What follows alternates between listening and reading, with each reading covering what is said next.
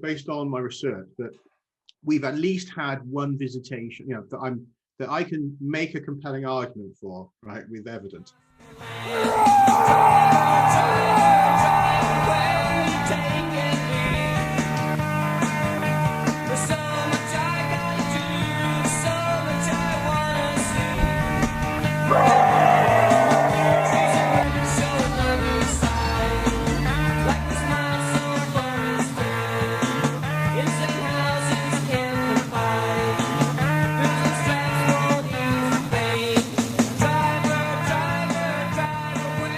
Bruce, how you doing? I'm good. Thanks for having me back. Appreciate it. My plan is to do 30 podcasts about people's passions and interests and things that absorb them in this life. And well, yours seem to be plentiful, but we're going to talk. I feel, well, I said aliens to you, but you said something else there a few seconds ago. So I think that's the perfect place to start. What is your interest area? Yeah, I'm particularly interested in what I call anomalous phenomena, and I suppose the mysteries of history and prehistory. So that's really, again, they overlap, but in other places, I suppose they diverge. But those are definitely my core passions in life, which has really absorbed me for the last 25, 30 years, to differing degrees. Yeah, absolutely. Okay. And when you say anomalous phenomena, can you break that down a little bit?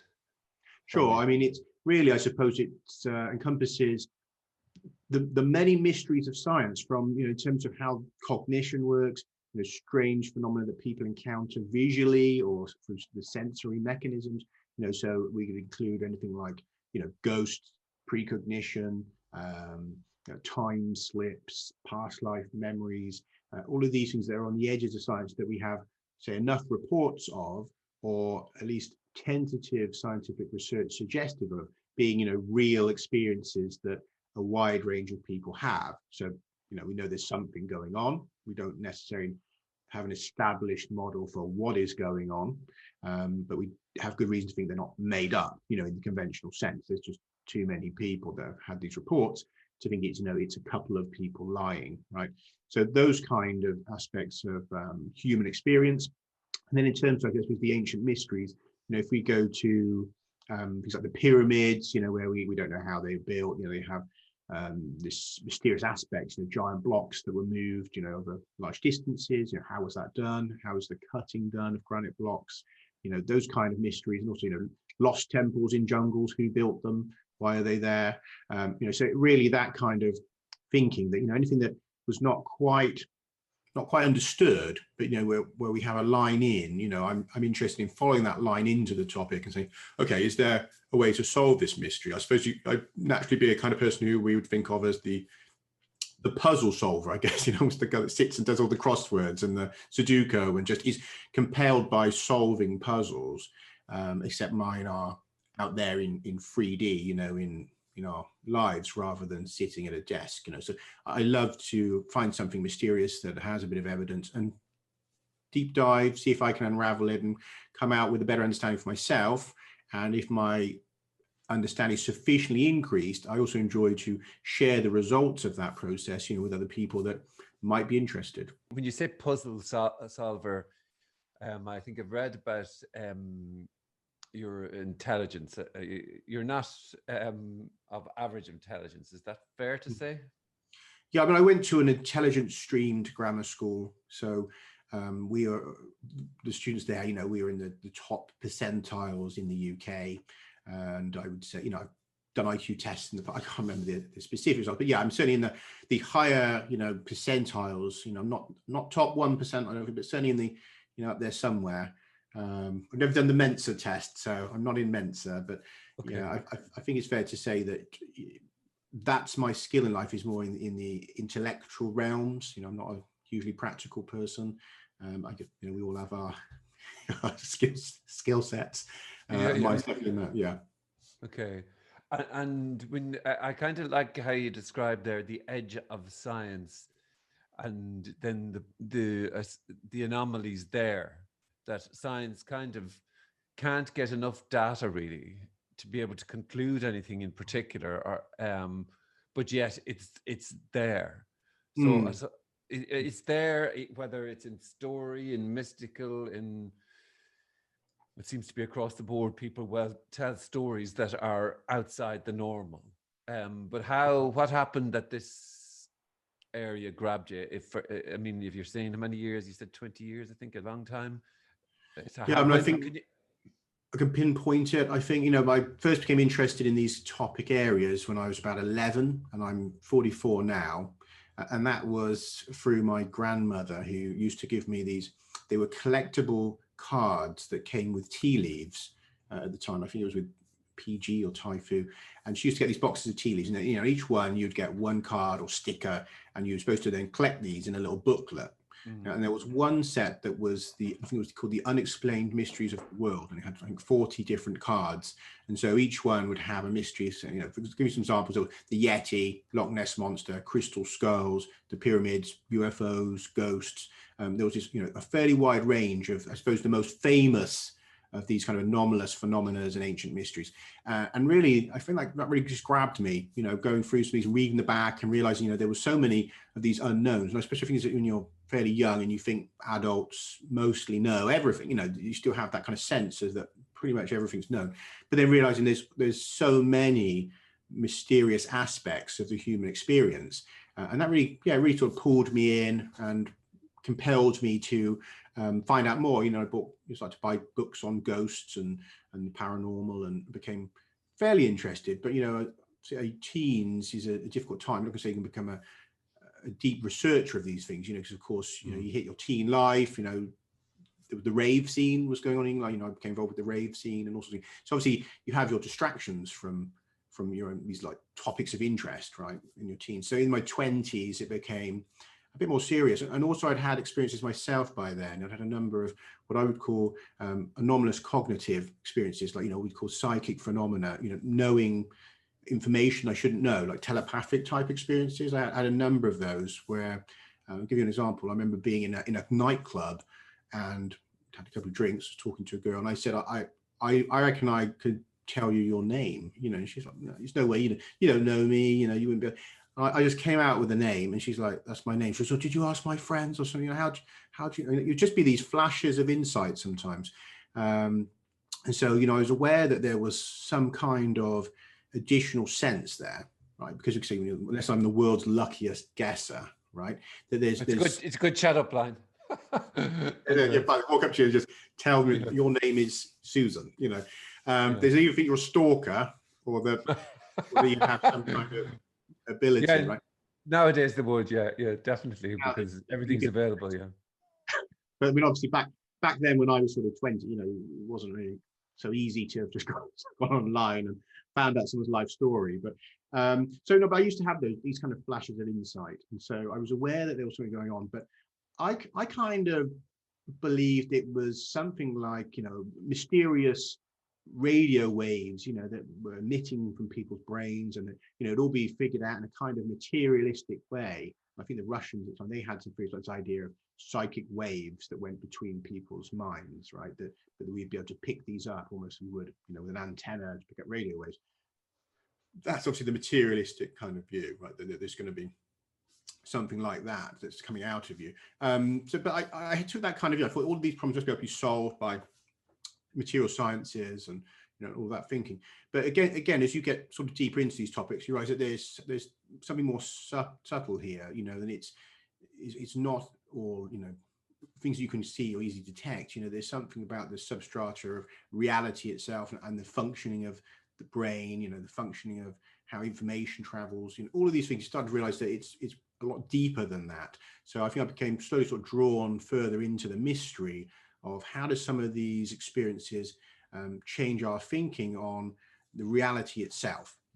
How does the construct of reality function, and also how do we interact with it? Is there more going on here in terms of senses than our eyes and ears? Is there something more direct that we are part of, some invisible web or invisible communion with the world around us? And that I think is the case now. But that was kind of where I got sort of pulled into this. I think through my own experiences, combined with a childhood interest.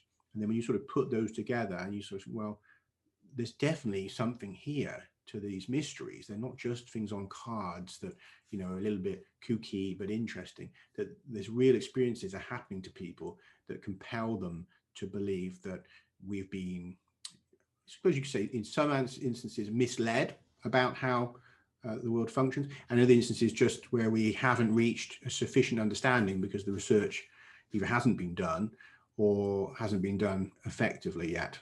I wonder about the idea of alien life forms going to talk to government officials as opposed to humans. You know, why would you go and talk to the worst, most degenerative, Yeah, exactly. Screwed up human beings of us all? I mean, politicians are absolutely the worst. There's no doubt about it. So why would they go and talk to these secret agents? But do you believe that there has been? Do you believe there are spaceships? I believe, I feel, based on my research, that we've at least had one visitation, you know, that I can make a compelling argument for, right, with evidence. At least one visitation around 788,000 years ago, because I have debris, which I argue is from that craft. And that's a long time ago, like in the scheme of, yeah. That's not, they built the pyramids, that's not reading Sumerian scrolls.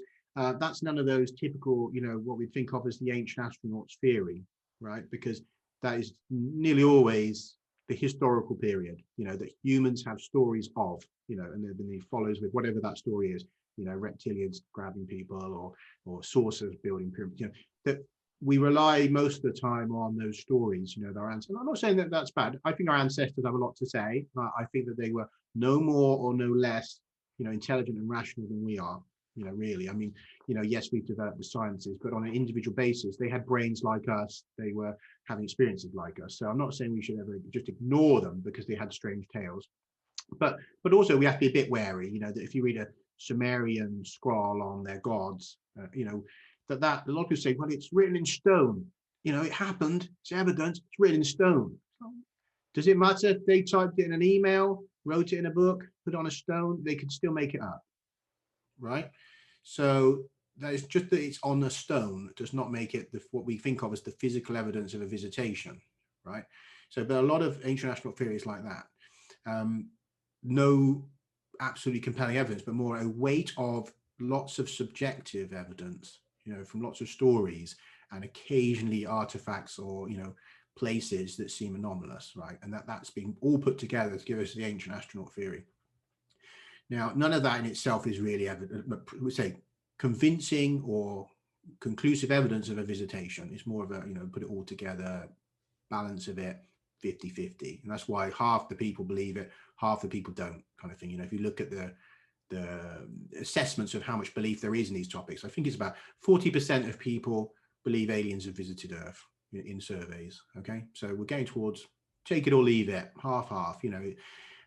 Right, so if you go back though much further, and this is why, you know, what I've found, you know, it's a longer backstory, but I've ended up looking at this because I'd heard an account of that supposedly there was a visitation in that remote prehistory. Now, again, that would just be a subjective story, you know, it wouldn't really mean anything more than those other stories.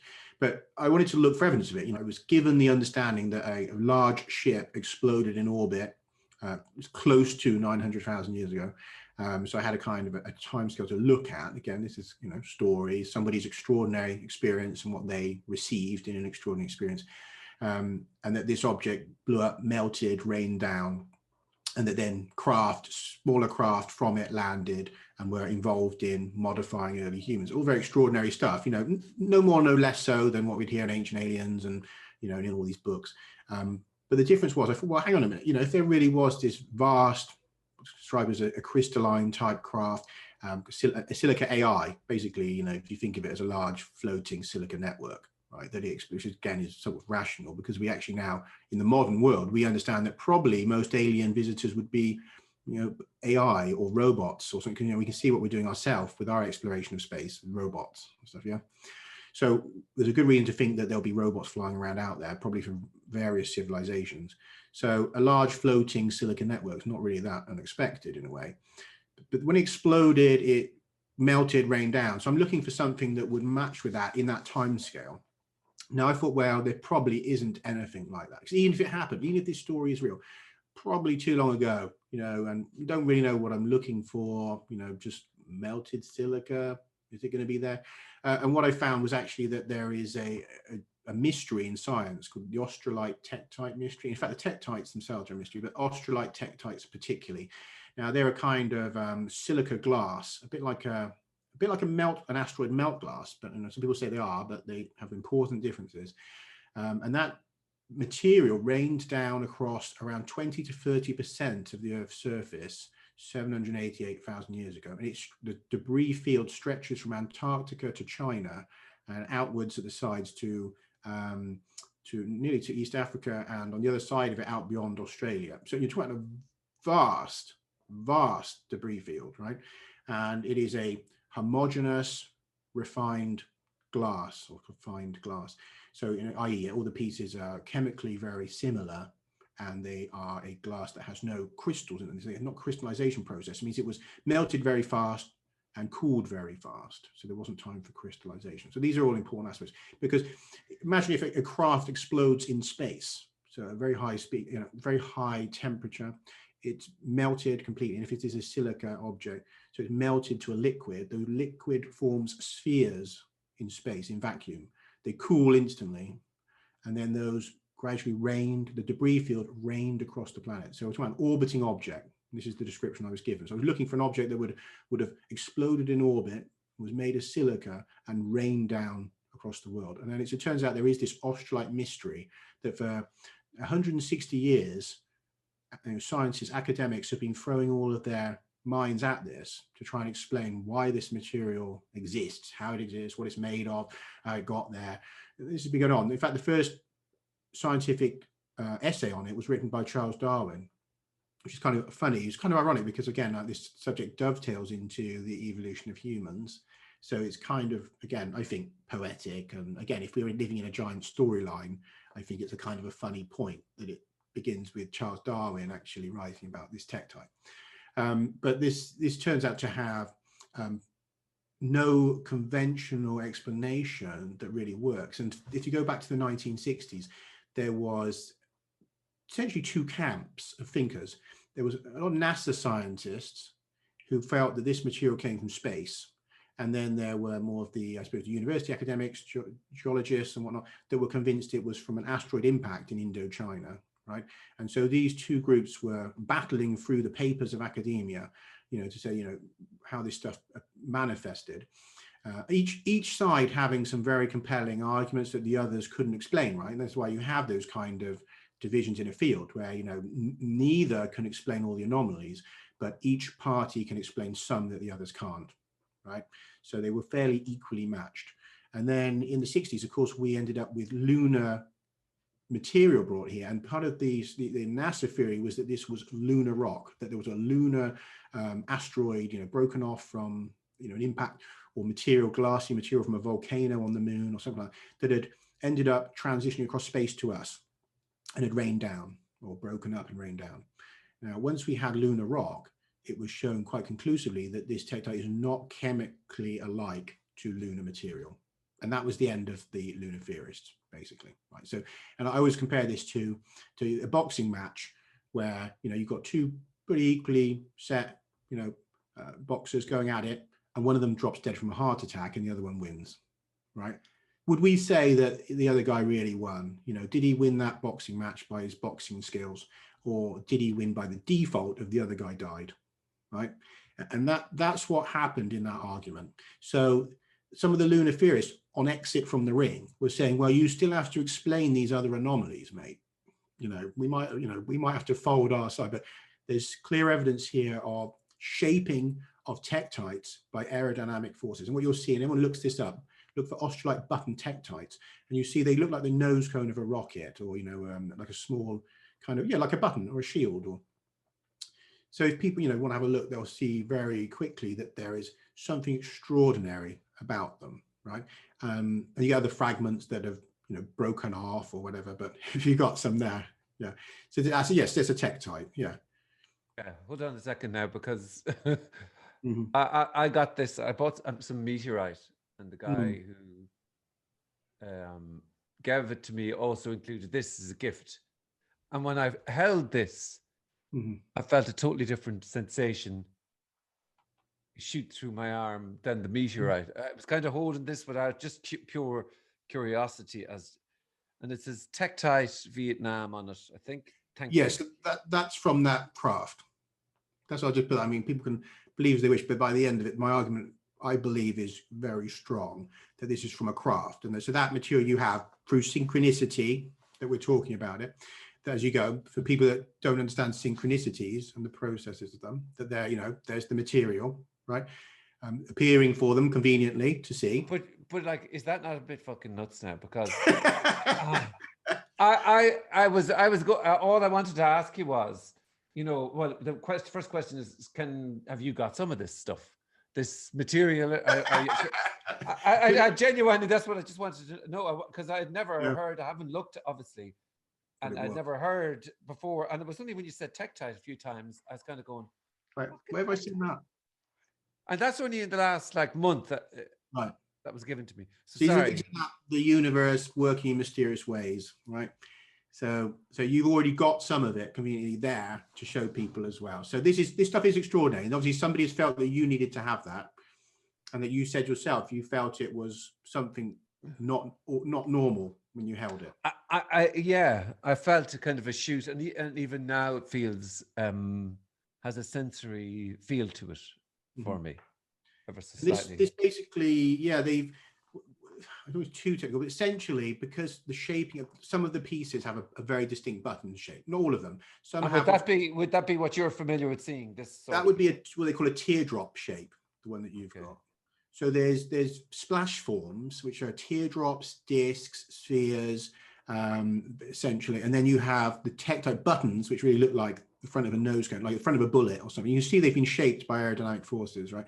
And then there is muong nong layered tektite, which is chunks which have very clear layers in them. So it comes in those different forms, and there's reasons why that is. Because now, if you imagine, I know that people have visionary experience, but if you imagine an enormous craft, diameter, probably diameter several kilometers across, in orbit, I would say in orbit over Indochina when it exploded, that we have then material that goes straight down. You have the bulk of the material, and they know that the material that had the least melting, and that didn't experience the highest temperature, is in that region. And that's because some of the chunks would have broken through the atmosphere.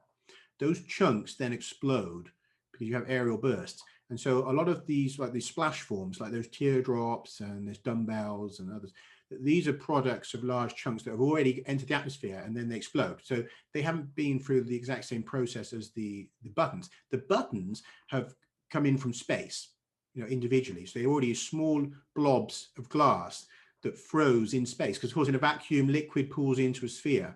So they know that these tektite buttons were spheres that came down through the upper atmosphere, actually bounced along the upper. This is an important point. Actually, they traveled along, bouncing along the edge of our atmosphere at just under the speeds required to break away from orbit, which is was it 14.1 kilometers a second or something. But anyway, they were just under, and so they know that these bounced along, and then they came in at a very gentle angle, and that allowed for slow heating, and the front melted, and it forms this aerodynamic shape. So you've got a kind of flat back almost, where you can see the remnant of the other side of the sphere at the back, and then there's this kind of button shape at the front, and that's from this aerodynamic shaping. Because if an asteroid, like if something flies in from space, like directly, like a meteorite, usually they come in at a fairly steep angle. They also come in at incredible speeds. So as they come in, what happens is the outside layer becomes superheated, turns to liquid, and evaporates. So what you get on the ground is you get this, the core of whatever that object was. So you don't see any signs of very little signs of melt, because that part has evaporated. And it all happens so fast. It's come through the atmosphere, fly straight down, the surface is melted, and you get the remnant of the rock, and it's there, or the metal. But these tektites are different because they're coming in at such a gentle, shallow angle, i.e. orbital paths, decaying orbital paths, that they melt very gradually and they survive entry in that way. They're not superheated on the outside. So they come in at these gentle angles. And those are found in Australia, down in southern Australia and in the Philippines. So at two ends of the debris field. Now, those have bounced along the atmosphere. The rest of the material, large chunks have come and exploded. So this is the debris field, and it's spread all the way down to Antarctica, where you have microtektites, which are the smallest fragments and that have traveled the furthest. So they know the end of the debris field is Antarctica. So this is an object that is, I would say, is in an orbital path between Indochina and heading towards Antarctica when it explodes. And you've got some there. And that this... So you're potentially, you're saying that this potentially came from an a alien craft 788,000 years ago. It's well dated. It was recently, the dating was evaluated, and the most accurate dating right now is 788,000 years old. We also know that at that time, there was some other things that happened. There was around 780,000 years ago was the last time we had a full geomagnetic reversal, funnily enough.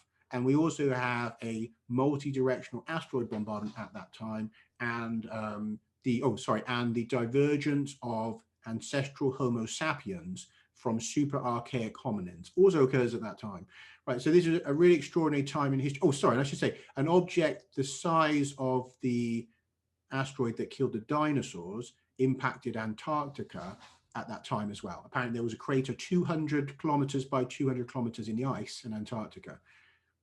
I've never heard of any of this happening, until I started this research. I didn't know any of it, apart from the magnetic pole, the reversal. I'd never heard of any of this stuff. And so this is a path that opened up because of someone else's extraordinary experience, where they were told, some information that apparently had happened in the past and couldn't do anything with it. They didn't know what to do. They just told that story. But when I actually looked for it, I found that actually 780,000 years ago-ish is the most extraordinary time. There's absolutely amazing, mad, crazy things happening. Why it's not on the National Geographic as, 785 years ago, the time when everything was totally crazy. I've no idea, because all those things happen. But this object, people say, well, isn't it just from an impact? And that was, of course, the other, they're saying, well, that seems more rational and all the rest of it. Well, yeah, sure. I mean, it sounds more rational at first. But then if you look closer, you find that there's a lot of problems with that, because if an asteroid impacts into Indochina or wherever, really, there are limits to how far debris can be spread. So, if you have a large, let's say, several kilometers diameter object hits somewhere in Indochina, no matter how fast it hits, so no matter how powerful that explosion is, the ejector material has to travel through air, right? So the air pressure builds up. So the faster something travels within our atmosphere, the quicker the atmosphere ahead of it reaches an air pressure which is equivalent to it, and it stops it, right? So it falls out of the air, because obviously that's why planes struggle to go beyond certain speeds, right? Because they are fighting against the air. You've got to push through air. Same as obviously through water, more of a problem because it's denser. A submarine can't go the speed of a jet fighter because it's got to deal with that water pressure, right? So there's this problem. It says, so very quickly, any ejector reaches a dead stop, usually by 400 kilometers. I think in some scenarios, they think up to 1,000, some of this ejector. Now, this debris field is 12,000 kilometers long. So this material did not travel by the conventional mechanism of simply being, thrown out of the crater and traveling through the air. So even the scientists that deal with that hypothesis, they say, well, this material must have somehow been ejected into space and traveled in space to get there, and also because of the shaping, which is problematic. So, and again, some of these NASA guys are like, well, that is just absurd, because how does this material, first of all, large chunks of glass like that, pieces like that, you've got to think that how on earth do they travel, say 150 miles, whatever it is, kilometers, up to the edge of space? Where's the energy coming from to keep them going? That's all well and good for dust, right? Dust can go all the way up there and be carried, along in the upper atmosphere. We know that in some impacts, the dust goes all the way, because dust is tiny particles. These are chunks of glass, right? There's a very limited range to how far they can go directly upwards. So they came up with all these kind of models that, perhaps there was a vacuum hole punched in the atmosphere and a plasma storm that sucked material up into space. And so, but again, these go into not accepted, really out there theories. And then you still have to say that even if material does that, how does it end up traveling along a horizontal orbital path at these colossal speeds, which are equivalent to only to speeds of objects coming from space? Like, how is this happening? How do they go straight up and then be going straight along? But do you think there's a link between us and this craft?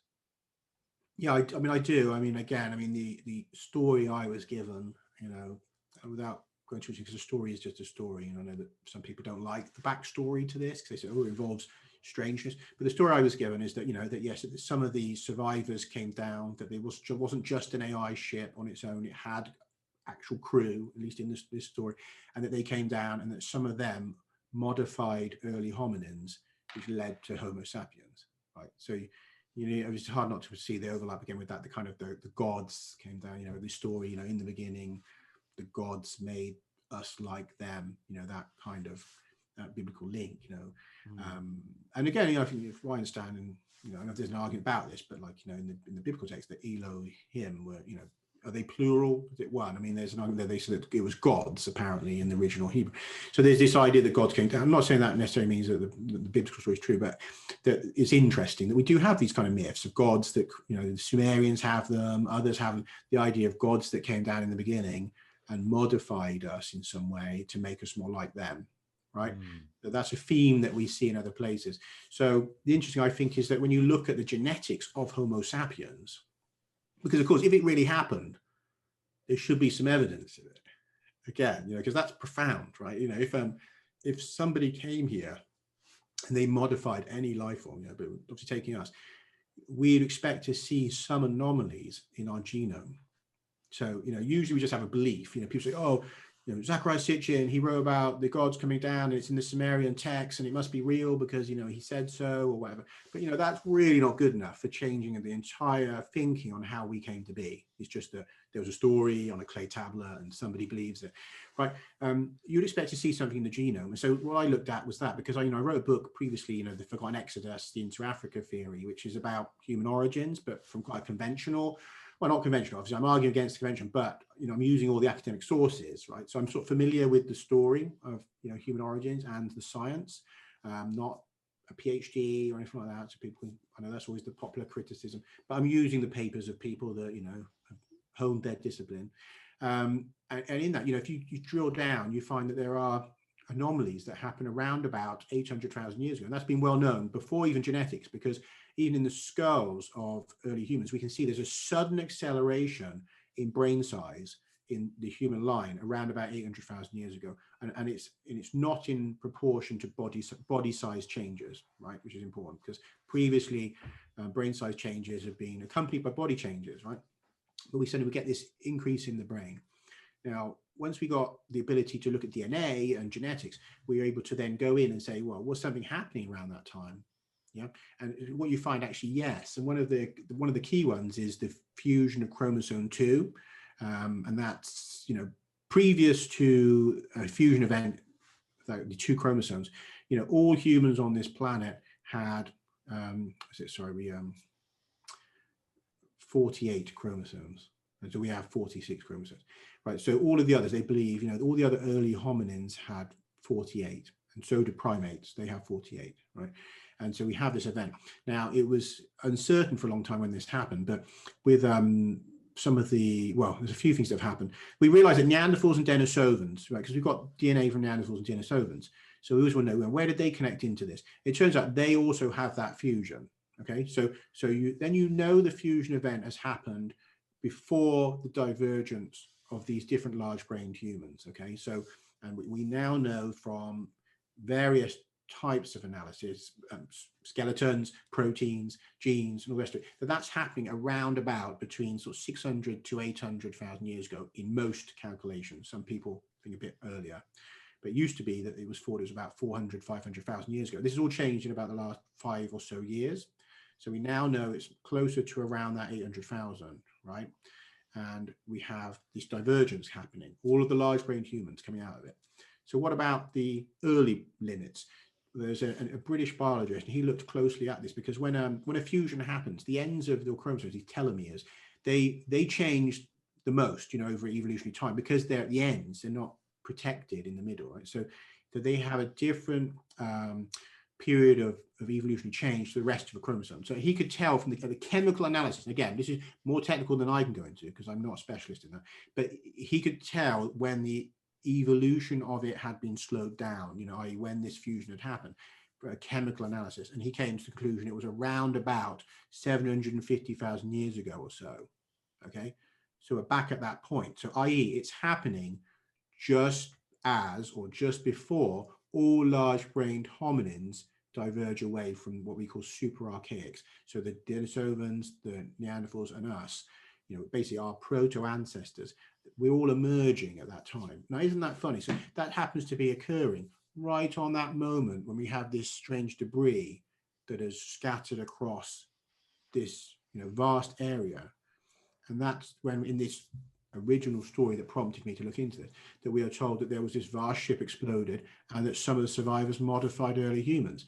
So you can imagine my astonishment to find that actually there is melted silica debris scattered that's come from orbit, and also evidence of genetic changes that we can actually look at. So not just chromosome 2, there's anomalous genes that are described as having appeared out of nowhere, basically out of the junk DNA or non-coding DNA, that have appeared fully formed and do brain, you know, change the neocortex and stuff. And others that have, there's others that look like they are snippets, or they're like short fragments of longer genes that the guy described one of them as almost as though it was kind of snipped and xeroxed and put back in, you know, like what we're doing now. So there's a slew of anomalies and what's called also human accelerated regions that people can look into. There's hundreds of human accelerated regions. Now those are stretches of DNA that have changed much faster than by normal evolutionary mechanisms, right? So, and I'll just very quickly, because I know that it's very technical, I don't, as you say, you know, I've spent a lot of time on this, so I could go too far with it. But I'll just very quickly give one example, just to give people an impact of it. There's the HAR1, Human Accelerated Region 1, the first one that was discovered. Now, these are areas in what's called highly conserved non-coding DNA. Now, the important thing about those is they are very stable. That's why they're called highly conserved, that they don't change for millions of years often, you know. So, and then the non-codings, these are not your actual genes. This is material that does often functions that we don't fully understand. We're slowly unraveling the non-coding, what was once called junk DNA. Now, this little stretch is 118 letters long, so it's quite short. And they wanted to sort of, you know, work out what it was, what it does, and, you know, why is it different to other species. And one of the things they did was contrasted it with chickens, chimpanzees, and us, because obviously we are most closely related to the chimpanzees, and neither of us are related very closely to chickens. Chickens broke off from primates around 300 million years ago. Okay, so they compared that stretch of information in the chicken against the chimp, and they found if the 118 letters, 2 had changed in 300 million years. So that's a very slow rate of successful change. So you've got one successful mutation every 150 million years. So whatever that stretch of code does, it's very important. So it has to stay stable. Otherwise you don't survive, right? Or you're not born or whatever, you know, you don't have lungs or something. It'd have to be something really profound, right? Where you don't reproduce, you know, you don't exist. And then, so then they looked again at the chimpanzee and the human being, expecting it to be identical because we're only separated by maybe 7 million years. And what they found instead was that 18 letters had changed. So that was a shock. You know, they're like, hang on, what's going on here? And so they actually did it. And the lady who found this, she's a biostatistician. So she actually writes software to do calculations of, you know, stuff, statistics in biology. And also, so she ran the program on this, you know, what was the chances of this happening, you know, by all the understood means. And it came to basically to 0. So it was 0 by any understood evolutionary mechanism, that something, you know, that they don't understand had changed it radically, in a way that we can't figure yet. We don't have an answer on why this happened. And so there's now hundreds of these. Yeah, they found that there's hundreds of these. And the thing is, again, if we would say that these were random evolution, you would expect them to be doing things throughout the body, right? What they found was that the ones that we understand so far, or anything of, they're very hard to unravel. But what they understand, most of the ones that they understand at all relate to fetal brain development. Fetal brain development. That's not sounding very random. Not sounding very random at all, right? So instead, they're all to do with areas as though, you know, it was changed, somebody messing around with how the human fetus develops, right? well, that's funny because, you know, I'm looking for, you know, evidence of, you know, aliens modifying human beings, fetuses, you know, in some kind of genetic experiment. And it turns out there's hundreds of anomalies in this code that, you know, shouldn't really be there, and that they all cluster around brain development. And some of them, not just the brain, in fact, some was to do with, I think, with our fingers, you know, opposable thumbs and other things that really, you know, again, quintessential to human beings instead of primates. And so they found that and chromosome 2, if you look, there's a few articles about this, what makes us human and what makes us different from the chimps. You'll find there's some articles that say basically chromosome 2 and some that say these HAR, human accelerated region. So these are now considered to be almost certainly the code differences that make us human and make us unlike the other primates are all in these HARs and in that fusion event, and which are all anomalous, right? And all seem to be, you know, a lot of the ones that are dated happening in that time when the brain size change occurs, which then makes sense because why is the brain size increasing? Well, we found all these anomalies. So even though dating these at times is difficult, you can see the change because you can see the brain size has swelled up with the skull changes. So we know that this is happening around 800,000 years ago because we have the physical evidence showing that the human brain is changing, right? Okay. So, Put that, what is the evidence of the timeline for humans? You know, yeah, when is the first recorded human? Because that date seems to change dramatically. yeah, and again, these are relative terms at humans, Homo sapiens, modern humans, and you'll see different people arguing different. But if you look at hominins, you know, what's considered to be our ancestral line, usually now people consider that the first hominins lived about 5 million, 6 million years ago, right? And so then, if that's the 5 million, the first traces of it, we're talking 800,000 years ago, there was a leap in evolution. Yeah, there's two leaps really. There's one leap at 1.8 million years ago, and that's when we get Homo erectus, and Homo erectus starts doing all lots of extraordinary things. There's changes in genes which give him increased neuroconnectivity and stuff, right? And it's the first, I would say the first, if we're going to really redefine what is a human, like beings like us, I think Homo erectus is the first one that is kind of like us. And he seems like he's using fire. There's recent discoveries in South Africa in a cave. And they've redated the first use of fire to 900,000, but they say that in that same cave, there's suggestive evidence that right at the beginning of its use, 1.8 million years ago, that these Homo erectus may have been using fire, and they're using different tool types. So there's a big leap then. Homo erectus for a long time doesn't do anything very extraordinary until about 1 million years ago or so. For a long time, he's using the same older one tools and all the rest of it.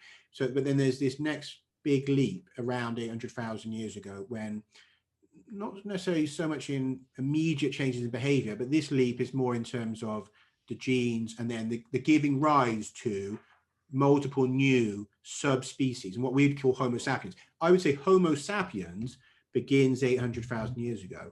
Okay. Now, and that even a couple of years ago would have been really poo-pooed and seen as probably absurd. But now I've seen some of the conventional academics are also moving towards that position, because if you look at it again, you think, well, Denisovans and Neanderthals are large-brained humans. That now it turns out they had art, spirituality, all the things that we had, that they were basically like us, and we interbred with them, so we could have children, healthy children with them. Are they really a different species? Nope. So if we're all subspecies of something, what are we subspecies of? I think of the original archaic Homo sapien, and the archaic Homo sapien arises with those genetic changes around 800,000 years ago. And then there is a divergence to Denisovans, Neanderthals, and many unknown subspecies of Homo sapiens who we don't have the names for, but we see them in the DNA. We know that there were multiple lineages that wove and interbred. And now they've got rid of the evolutionary tree model, and what we have instead is what's called the braided streams. And so if you imagine a river delta, like for us, like, a big river, and it has interweaving little streams and rivers, and they weave back into a major river every now and again, and they split. That's what's happening with us. So you'd have a branching off of humans that go off somewhere and maybe are separate for 200,000 years, and they go through some changes, they adapt to their environment, but then they meet another group and they breed again. And at no point are we separate enough to become separate species, which is I think, calculated to be at least 1 million years it requires for speciation. That's the best estimates at the moment. But bear in mind, if we've only been around for 800,000 years, there hasn't even been enough time for us to become different species. And all of these groups, Neanderthals, Denisovans, have been interweaving the whole time. So we are the hybrid result of all of those different Homo sapiens subspecies going off, wandering, adapting, mating, also going through what's called horizontal gene transfer, getting viruses and stuff. Viruses carry genes into us from other species.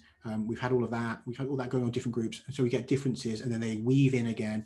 And that's what's really been happening. So we are at 800,000 years old, and that is becoming no longer a controversial. When people say 200,000 years we've been around, that's just not true. Because if you look now at the latest papers, they're saying, well, it looks like there's ancestral humans at least 500,000. And then they say, if you look at the genes, we're diverging around 700.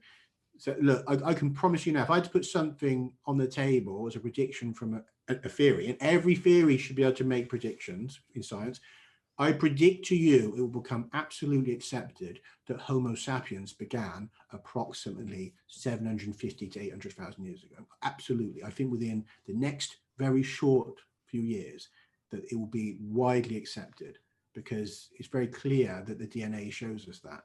And we can see not only that, but the merging of all these different subspecies show us that they're coming from a point of origin, and that point of origin is a small group somewhere in a limited situation, i.e. very much like an experimental group. But we know that this first population of archaic Homo sapiens has to have been a small group in a geographically isolated region, who are kind of interbreeding with each other and who have something genetically different, which is so profoundly beneficial that it means that they outcompete every other human type on this planet, or the Homo erectus or any Homo naledi, anyone else who's around. We outcompete them. And that's why today there is only those humans that have the 46 chromosomes. All the others vanish, right? And now if you think about that they said that the academics show that the only way that can really make sense in that scenario. But you have problems in that, because if you have, let's say, a spontaneous mutation in one person, so instead of having 48 chromosomes, they had 46. Well, that's going to vanish, isn't it? Because if you've got 1 million people that don't have that, interbreeding is going to just get rid of that. And those are just going to be the occasional anomalies. And we know that still happens. Sometimes there's a chromosomal error, or sometimes somebody's born with something different. Either they don't reproduce, or it's absorbed back into the greater mass. So how do you get a total replacement? You need to have multiple individuals who also have that change, and there has to be a benefit to that change. And they have to be somewhere insular where they're mating with each other within a group. All of that's very much like you have in an experiment, right? Where you just have a control group. You have this group who you've modified. They're breeding against you. You have them breeding with each other, and they produce different lineages because there's differences in the experiment. So one of them goes off to become diverges towards Denisovans, Neanderthals.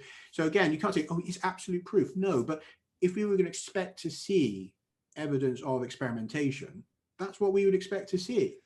Bruce, if people were half interested in exploring what you're talking about and what would you recommend to get started? Mm-hmm.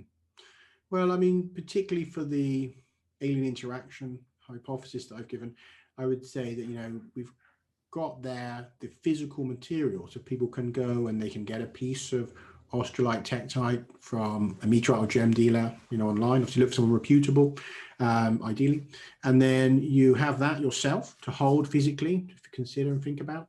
And then also you have my book. You can read Exogenesis Hybrid Humans. I give my analysis of it, my own research journey, and there's a lot of other information in there that's not about tektites. They're broadly interesting, I hope.